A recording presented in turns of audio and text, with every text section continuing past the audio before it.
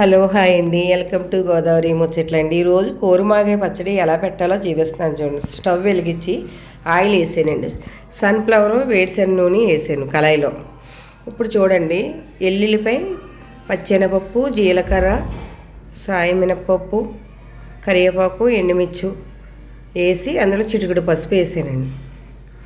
పోపులు ఏగుతున్నాయండి. ఇప్పుడు కొంచెం గోల్డ్ కలర్ వచ్చేదాకా పోపులు వేపండి. ఎల్లుల్లిపాయ మాడనివ్వకండి, టేస్ట్ తగ్గిపోద్ది ఎల్లుల్లిపాయ మాడితే. ఇప్పుడు పోపులు వేగిపోయి అందులో కోరిని మాగా వేసానండి. మామిడికాయ తురిమి వేసిన తర్వాత అందులో కారం వేసానండి. 4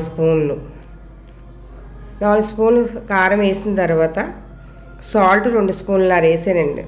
చాలేదనుకోండి మళ్ళీ వేసుకోవచ్చండి కారం సాల్ట్ కూడా.